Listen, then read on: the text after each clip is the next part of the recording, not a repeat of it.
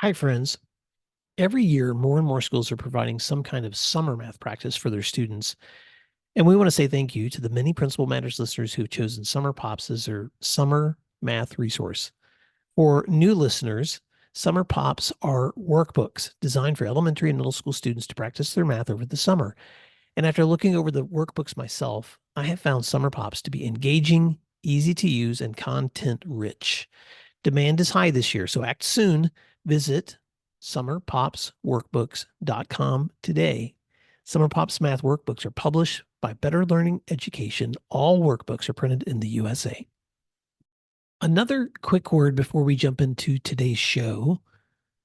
Principal Matters listeners have been reaching out with interest in being a part of a book study for Jen Schwanke's The Principal's Guide to Conflict Management.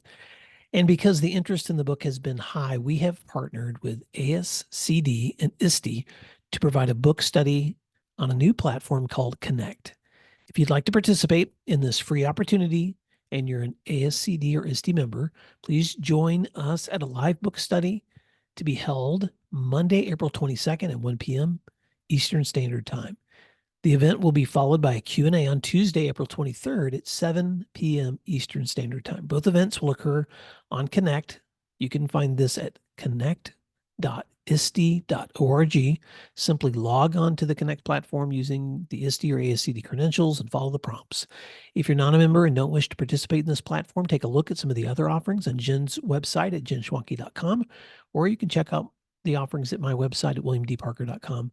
We are excited to partner to provide various levels and formats for professional development, training, and support for leaders like you. Thank you, and I hope you enjoy today's show. Principal Matters Podcast, episode 391.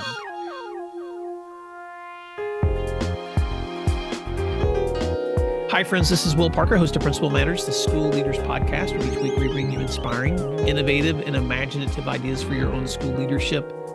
This week, we're going to talk about hiring tips from the field with my special guest, Principal Beau Brannon. Beau Brannon has served as principal of Union High School Freshman Academy in Tulsa, Oklahoma since the summer of 2022. Previously, he served 4 years as its assistant principal. A 2008 Muldrow High School alum, he ventured into college football at the University of Tulsa, then pursued his passion for education, earning a bachelor's in middle childhood education from the University of Arkansas, Fort Smith, a master's in ed leadership from Arkansas State University, and completed a superintendent certification at Northeastern State University. Beau's education career started at Alma Public Schools, teaching science and coaching football, before moving to Keys High School, where he was named District Teacher of the Year in 2015. Joining Union Public Schools in 2016, he taught geometry and was part of the state championship football team. Off the field and outside the classroom, Beau is a devoted husband to Caitlin since 2013 and the proud father of 2. Beau Brannon, welcome to Principal Matters Podcast. You and I are also just good friends, so I can't wait to have this conversation and introduce you. But why don't you fill in the gaps on that intro and tell listeners something else they may be surprised to know about you? Yeah, absolutely. First of all, I just want to say thank you for having me on the podcast. It's truly an honor as a longtime listener, and obviously I've read your books and share it with anybody who will listen, how helpful it's been for me. It's just an honor to be a part of this story and get to share some of the things that I enjoy with others. So I know that you've mentioned before, a lot of the guests on this podcast are runners, and I feel like now I need to make sure that that's known. I'm also a frequent runner. I run almost every day, sometimes longer than others, but I'm also an active runner. And that's where some of these fun ideas that I'm going to share today come to mind are on those runs. So it's a great time of reflection for me. I also love to listen to audiobooks and podcasts such as this one regarding leadership and school leadership, maybe specifically. And I always want to stay a lifetime learner. But I think you hit the nail on the head with that intro. Well, Beau, you and I are going to talk about something that we've talked a lot about off the air this year, which is just the strategies principals are engaging in to find high quality team members. Before we do that, and I know this isn't in our notes, but tell us a little bit more about your school and some of the things you're proud of serving at Union High School Freshman Academy. Yeah, so we at Union, I feel like we try to make sure that every kid has a seat at the table. And that's one of the things that I love at Union is there's just so many programs that we offer here, from an aviation program that we started. We're in year 1. a construction program, I think is our 4th or 5th year. We have a program where students can graduate with their associate's degree in hand in 60 hours of coursework after their senior year. We're gonna launch a medical academy here soon. There's just partnerships with Tulsa Tech and Tulsa Community College. There's just so much to offer here in terms of opportunity. We're going to fire up a drone league that we're going to start launch statewide here soon. So there's just always something for somebody. And I didn't even mention athletics and fine arts and things like that. So I just love that there's so many opportunities for our kids here, and that we listen to our community and we listen to our students, and we try to provide those opportunities for them in accordance to kind of what they're interested in. Well, Bo, the one of the hallmarks of a strong leader is the way that people talk about you when you're not in the room. And because I live in the Tulsa area, my wife and I, several months ago, were working with our financial planner because I own my own business. And so we have a lot of tax conversations.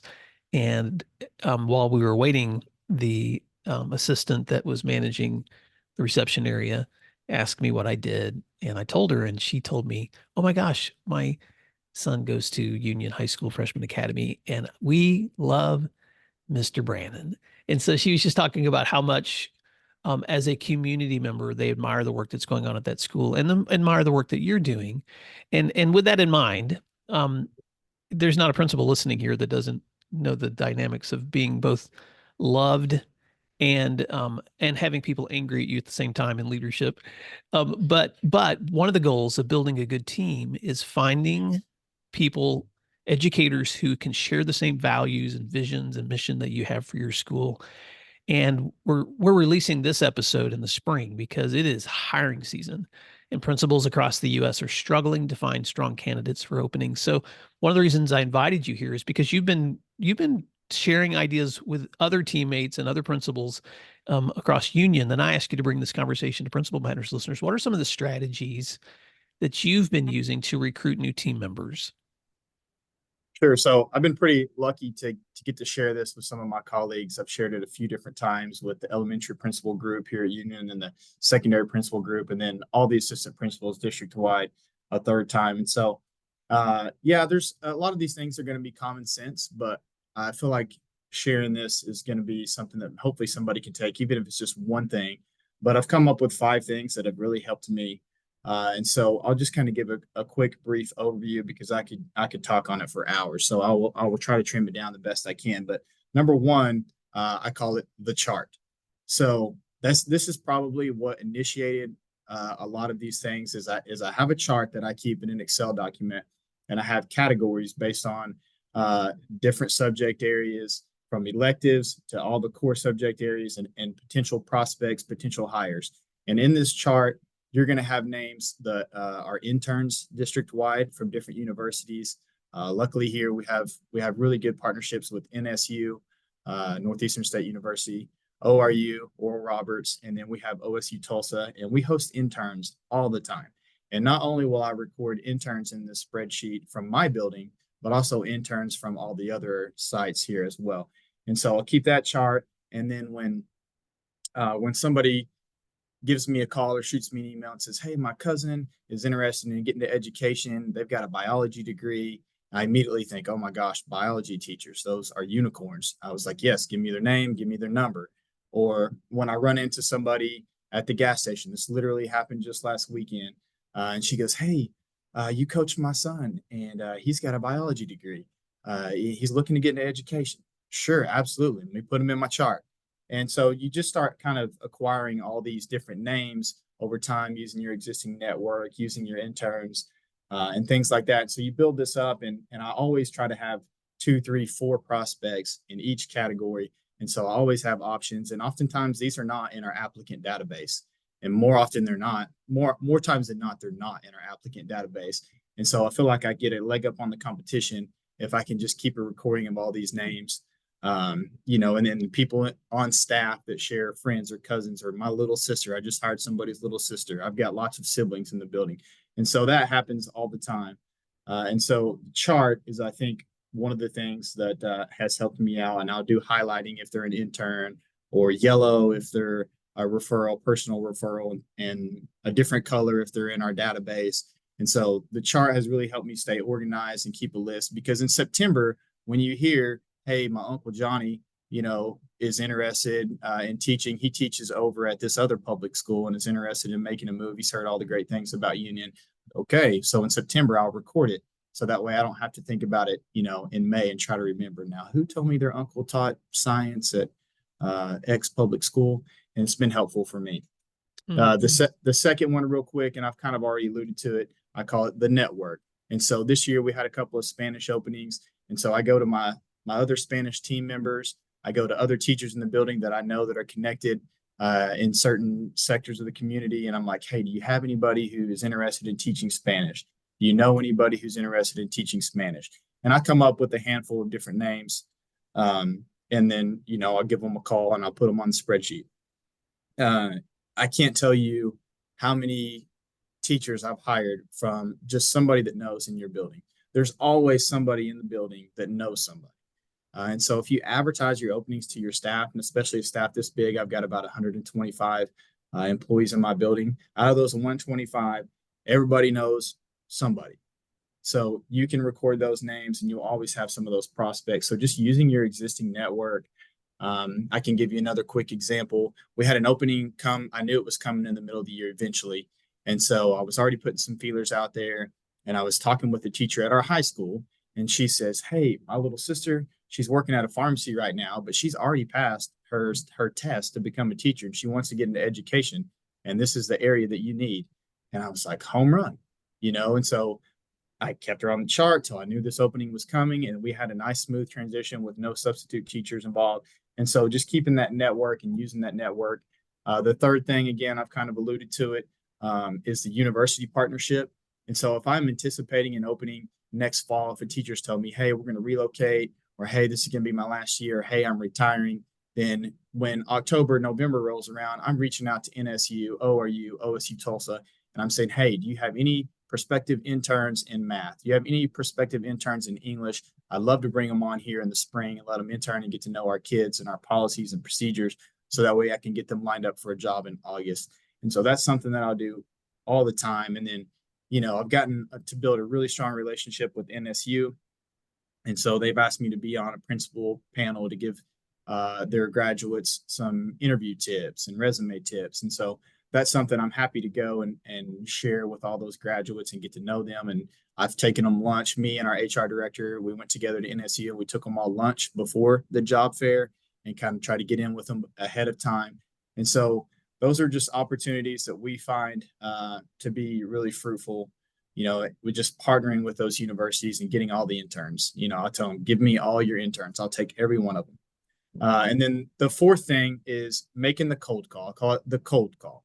So I'll get into our applicant database, and I've recently hired several people that did not apply for a position that I have. So I will call and say, hey, I noticed you applied for executive administrative assistant at our central office, but I have a building secretary position or an attendant secretary position. I would love to share with you a little bit more about our building and our mission and who we are, and engage their interest in that. So making the cold call. Last year, here's a quick example. One of our best teachers in the building now, she actually applied for a college and career specialist position at our high school. We have a CCC, College and Career Center, at the high school, and they always have great applicants there. And this lady had a master's degree. She already had some teaching experience, and she did not apply for a teaching position. It was a college and career specialist. So I said, why not? Let me just make the call. So I made the call and I said, hey, let me tell you about this position. It's called ALA, Academic Language Acquisition. You've probably never heard of it. You didn't apply for this teaching position, but I'd love to share with you about our mission and who we are. If you're wanting to get back into education and get your foot in the door, I would love to sit down and visit with you. And lo and behold, she said, I don't know what ALA is, but I love your mission and I would love to sit down and talk with you. And now she's one of the best teachers that we have in the building. Another quick, this is a funny one here. We had a field trip with our special ed group. They were going to a local Tulsa Drillers game. And so they load the bus and they get to the Tulsa Drillers, and the bus driver, I guess, just fell in love with our team and with our kids and said, hey, I would love to just be full-time, a paraprofessional with you guys and work with your kids and work with your team. Can you give me your principal's number? Or maybe they said, hey, that sounds awesome. Let me give you our principal's number. However that happened. She calls and I don't answer. I was busy. She left a voicemail. And so I heard the voicemail and she says, hey, I just drove your special ed team to the Tulsa Drillers game and I love them. I would love to come work in your building and work along that team. Can you give me a call back? I'm thinking, score. Let's put her in the chart. So I make the phone call and she says hello. And I say, hey, this is Beau Brannon, principal at the Union High School Freshman Academy. I'm so happy to hear that you're interested in this position. We have such a great team and camaraderie. Here's our mission. And we want people on a mission trip every day, yada, yada, yada. Give her the sales pitch. And the lady finally, she stops me and she says, sir, I work in a call center, but this sounds awesome. And I would love to join your team as well. And I said, oh, that is fantastic. I said, I'm so sorry. I must have called the wrong number. I said, what is your name? She gives me her name. And I coached one of her relatives. And so we immediately had that connection. So I added her to the chart. And so now I come to get all these names in this chart. And so it really helps me to fill these openings. So just making the cold call, you never know what you're going to get. You might get 1 out of 5, but you can fill openings making the cold call. And then the last one is just real brief. I call it the development. And so we have in the last 6 years I've been here at the Freshman Academy, we have hired 9 of our paraprofessionals into certified teaching positions. And that's one of my favorite things is to hire paras that want to become teachers. And I'll work with their schedule to make sure they can get to whatever class they need to get to. And they learn our culture, they learn our building, help them get through the SPED boot camp if they're on our SPED team, whatever it takes. I've got 9 teachers added just from paraprofessionals. So developing your own is certainly critical. So those 5 things are instrumental in helping me fill openings. Let's take a moment to thank our sponsors, and then we'll be right back. Why is IXL used in 95 of the top 100 U.S. school districts? Because it works. IXL is research proven to benefit all student populations, including English language learners and special education classrooms. IXL is an all-inclusive online learning and teaching solution for K-12 that accelerates achievement, saves teachers time, and more. This one platform helps you accomplish what normally would require dozens of other tools. For example, as students practice skills, IXL automatically differentiates learning to help them master concepts at their own pace. Teachers get real-time insights into how students are performing so they can provide timely support. What I personally love about IXL are the personalized SAT and ACT study plans. Students just need to enter their most recent test score, and IXL automatically generates a custom list of skills they should work on to improve their scores. Discover what IXL can do for your school. Visit IXL.com/PM today. Are you ready for a tool that can help you elevate engagement and foster a culture of care and connection within your organization while also saving you time? Introducing Libra, your gateway to turning those culture-building insights into action. Discover how Libra transforms the way you engage with your team. Imagine integrating all your engagement efforts with platforms like Outlook or Gmail into one seamless experience. With Libra, you focus on people, not software. Celebrate the achievements that make your team unique, from personal milestones to professional accomplishments. Ensure you and your team have the means to meet their connection goals, fostering a workplace where everyone feels valued and understood. Don't let another day pass where engagement is just another item on your to-do list. With Libra, embark on a journey to increase efficiency, improve engagement, and cultivate a caring workplace. Ready to see the difference? Request a demo today at librahq.com. That's LEBRAHQ.com, and take the first steps towards a workplace where everyone feels connected and cared for. Libra, where engagement meets genuine care. Oh my gosh, Beau, thank you for that. So just a quick review for Principal Matters listeners, because I love to summarize and think out loud. So number 1 is the chart that you keep, where you have any person that you're running into, whether it's an intern or someone else that you've met that you're identifying as a potential prospect for your team. You keep that chart updated all the time, adding people in anytime you meet someone in a personal interaction or through the interns that you guys have in your buildings. Number two is the network. So you are reaching out to friends who may be doing the thing that you're looking to find and saying, who do you know that also does what you do? Because I would love to expand that network. Three is those university partnerships where you're reaching out to the universities that assign interns and just saying, bring them here. We want them at our place, and you build those relationships and you attend their job fairs. Four is making those cold calls, which I love, just reaching out to people who may have applied for positions not in your building or in interest areas that aren't an exact fit, but you could see that they're curious enough about your school district that maybe you are the right fit for them. And then five is developing those people in your building who maybe don't have the degree or the credential yet, but by partnering with them and encouraging them to finish that degree, then you can help place them right into that position where they've been developed and they're already a part of that school community. Wow, Beau, those are so rich. Before I ask the next question, I know you have some other thoughts you wanted to add as I summarize that. Yeah, so I probably left this part out. One of the parts with the network is I tell the teachers, if you find me somebody, there's a finder's fee. I'm at least going to buy you lunch or buy you a coffee. And so I will advertise that. And lo and behold, a teacher will walk up and say, hey, my friend and I love to get the recent grads, the first and second year teachers. Hey, did you graduate with somebody in your math program that's teaching at, Claremore or Catoosa or wherever, and they're not really happy. It's not really what they thought, and they want to come here. And that happens all the time too. So yeah, I try to incentivize a finder's fee, I guess. All right. So let's talk about because hiring is more than just fresh new members. Hiring is also developing the team members that you have so they stay with you. And there's no guarantee because people always have family changes, career changes, location changes. And so no school is without some movement. But let's sit here for a few minutes, Beau, and talk about, as an experienced admin, you've been in the same place for 6 years. What are some of the ways that you all are developing your staff and team members so that you have the highest potential of holding on to them?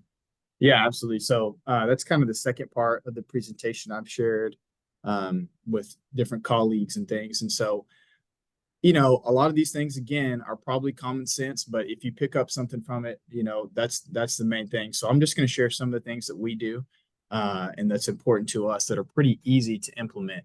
So, first, let me just say our goal every year is 90% retention of all of our effective teachers. And so we have, for the most part, been right at that mark every year, and I'm pretty proud of that.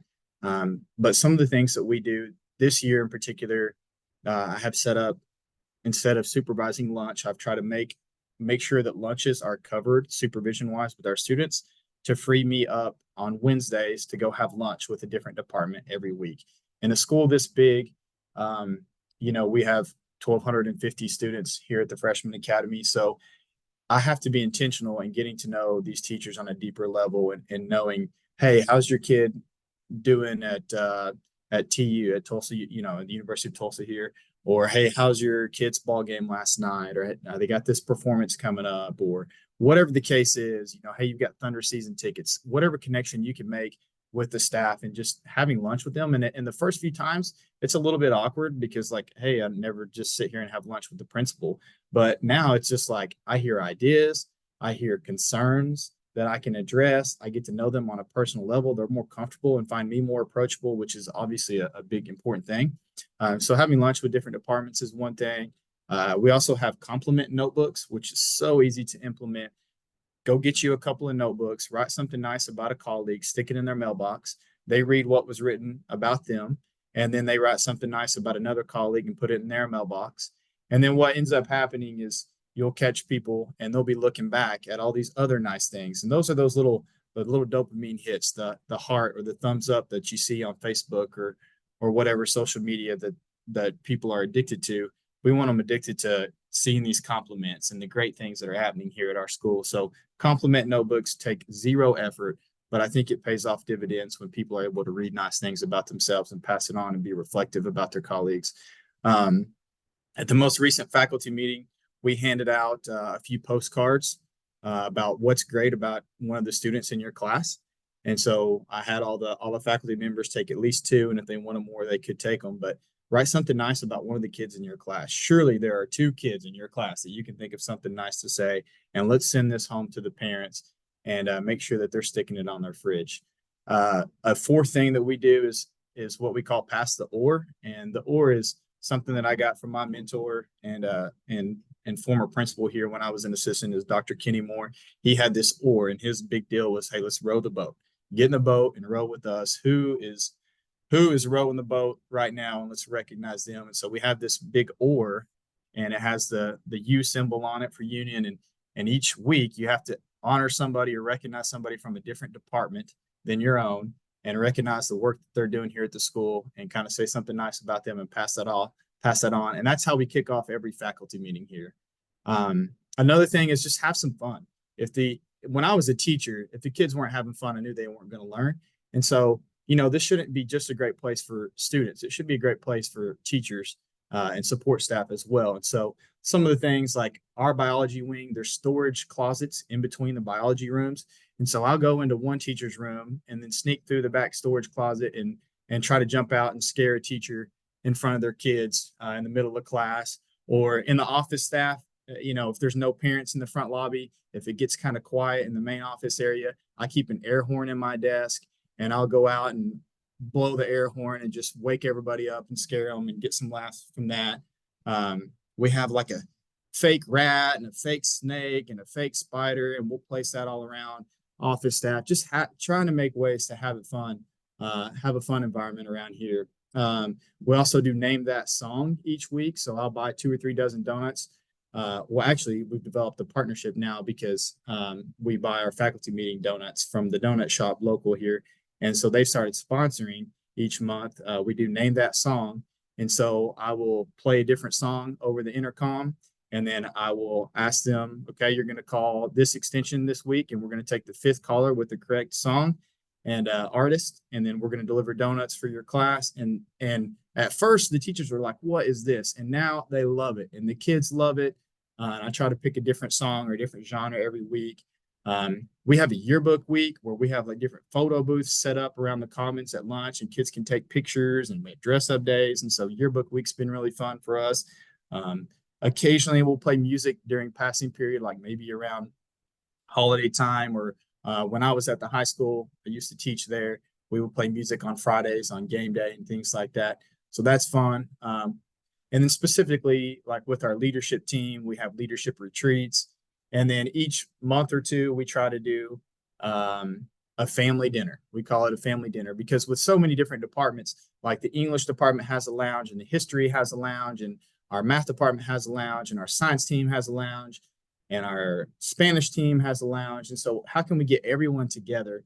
And so when we have a virtual day or a PD day, I'll try to grill hot dogs for the staff. Each year we have a chili cook-off. So if you come into our main lobby at the Freshman Academy, we have our Teacher of the Year plaque. And then right below our Teacher of the Year plaque is our chili cook-off winner plaque. And so that's a big deal that we have each year too. And then we'll do a turkey fry, we'll do a shrimp boil in the springtime. So just ways that we can bring people together over food. That's something that's important to me. But so those are just a few of the things, like just creating connection at the end of the day. And I think that starts from day one in the hiring process when you're doing a new teacher orientation, and just trying to create that connection with them and foster success, make them feel comfortable. We have each month, we have some PD opportunities for our new teachers, and we have different teacher leaders around the building will share what they're an expert and passionate about with the new teachers. Bo, what I love about that, and by the way, Principal Matters listeners, you just got the last 7 or 10 minutes of some of the best PD that you might get all spring long. So just rewind and take notes, because you're doing some of these things in your school, but there's some things in there, Bo, that I know people are going to want to take and use with their staff. And I just have to say this. I realize, and so do you, that principals have very little control over things like state policies or salary schedules, and you have very little control over things like pay and benefits for educators, but you do have control over how you support your people. And sometimes I'll see some pushback on social media and other places that I'm tired of, being told to give donuts to my staff when really what they need is more pay. And I agree. I wish every principal could pay them more. But at the same time, I just want to bring this full circle and remind listeners that you are a leader that's been in a building now for 6 years, and you guys are on average seeing 90% retention of your staff from year to year. And that doesn't happen by chance. And so the intentional the small things matter. And you're doing so many small things that are mattering, from your lunches to your compliment notebooks, to your postcards, to your just having fun, to the harmless pranks, the name the songs, the family dinners. All of those things are the small things where you are connecting over and over again, building relationships with your staff so that it's a place where they want to come. What else do you want to add to that, Beau, when it comes to creating those kinds of connections? Well, and you kind of mentioned it, that we can't increase pay and benefits sometimes in the state like we would like to. And Oklahoma certainly is pretty well known for the lack of resources that we have for our teachers here. And so I think that at the end of the day, you have to make sure that you sell the mission. And it doesn't matter who we're hiring, be it a teacher or a support staff or a nurse or a counselor. When we sit at the interview table with them, we steal John Gordon's line. He's my favorite author. We say, you don't have to be on a mission trip to be on a mission. And we all know that we're not in this to get rich. No teacher ever got into education because they wanted to get rich. They get into it because somebody had a lasting and profound impact on their life, and they want to pay it forward, and they want to make a student's tomorrow better than their today. And if we can get people that have that world view and that mission, then we tell them, get in the boat and row with us. You can have the best mission statement in the world, but if our people are not on a mission, it's all for nothing. And so we sell that mission every day. And I think that that's a big thing, is when you're at the hiring table, when you find somebody that realizes this is bigger than me and I'm here on a mission, then some of those external benefits, such as pay and the healthcare benefits and things like that, which union has in abundance of, but that's not the reason why we get into it. And I think if you find people with that mentality, your chances of retaining them and making an impact on your kids and community are all going to go up. I love that, Beau. I know we're going to wrap this up soon, so I want to ask you just a couple of more questions. If you're talking to a new leader about finding and retaining team members, because sometimes, and you and I know this, the longer that you're in a position and the more time you have to add team members, the more cohesiveness there is around that vision and that mission. And pretty soon you feel the momentum builds where the majority of the people in your building are all going the same direction. For newer leaders, that can seem overwhelming. So what additional advice would you give them, even as they're stepping into a place where maybe they're starting from scratch? Yeah, absolutely. At the end of the day, I mean, I have my own personal mission statement, right? And that's something I do with all of our new teachers. And I think finding out who you are and what your own why is and what your own mission is step one for any leader. And I think that that's critical to centering yourself at the beginning of each day, at the beginning of each school year, is knowing what your own personal why and your own personal mission statement is. And then I think secondly is just to love, care, and serve.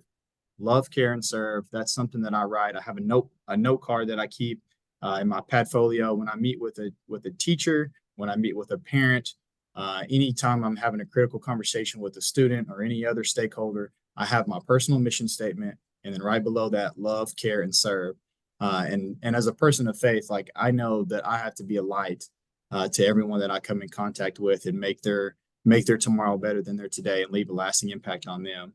And I love the Maya Angelou quote, people won't remember what you say, people won't remember what you do, but they'll always remember how you make them feel. And I think that keeping that at the forefront of what we do is important. Oh my gosh, there's just so much wisdom in that, Beau. So thank you for that. Love, care, and serve. And I love that quote from Maya Angelou. This has been so rich, and I want listeners who are listening to this conversation who would, and obviously I'm going to place so much of this conversation in our show notes, but there's going to be listeners who may want to reach out to you personally. So I want you to be able to share how listeners can stay connected with you, but then also any parting words or thoughts, Beau, as we wrap up. And as a longtime Principal Matters listener, I just so appreciate just how you embody so many things that we talk about on this show week to week to week. So thank you for your leadership. But what are some parting words of advice, and how can people stay connected with you? Yeah. So first, staying connected with me.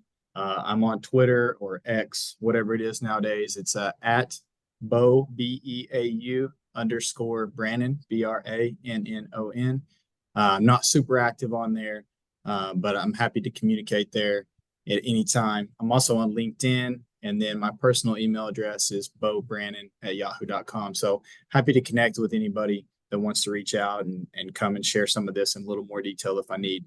But parting words, I think, is just is kind of what I mentioned before. Just keep your mission at the forefront.